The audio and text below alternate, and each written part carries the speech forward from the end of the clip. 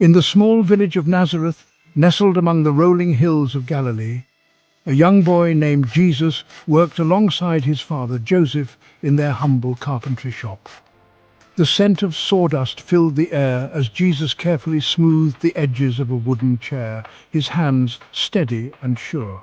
Though he was only 12, there was a quiet wisdom in his eyes that seemed far beyond his years.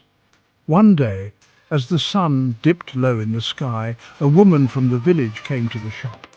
Her face was lined with worry, and she clutched a broken cradle in her arms. "Joseph," she said, her voice trembling, "my daughter's child is due any day now. I cannot afford a new cradle, but perhaps you can mend this one." Joseph examined the cradle, his brow furrowed. "It will take time," he said gently. "The wood is splintered, and the joints are weak." Jesus stepped forward, his voice calm and reassuring. "Father, let me help. Together, we can make it strong again." As they worked side by side, Jesus spoke to the woman with kindness, asking about her daughter and the coming child. His words brought her comfort, and by the time the cradle was restored, her worry had eased. She thanked them both, her eyes glistening with gratitude.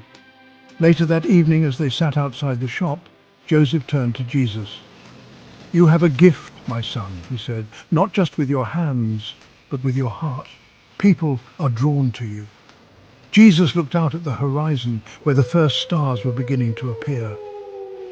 "I only want to help, Father," he said softly, "to bring peace where there is worry and light where there is darkness." Years passed and Jesus grew into a man. He left the carpentry shop to walk the dusty roads of Galilee, sharing stories of love, forgiveness, and the kingdom of God. He healed the sick, comforted the broken-hearted, and welcomed the outcast. His words were like water to the thirsty, and his presence brought hope to the hopeless. One day, as he stood on a hillside overlooking the Sea of Galilee, a crowd gathered around him. They were hungry, not just for food, but for something deeper. Jesus looked at them with compassion and said, "Blessed are the poor in spirit, for theirs is the kingdom of heaven. Blessed are those who mourn, for they will be comforted."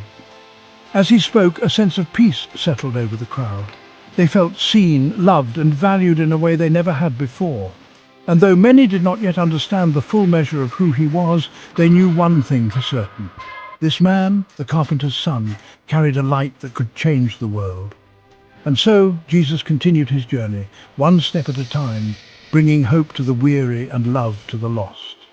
For he was more than a teacher, more than a healer.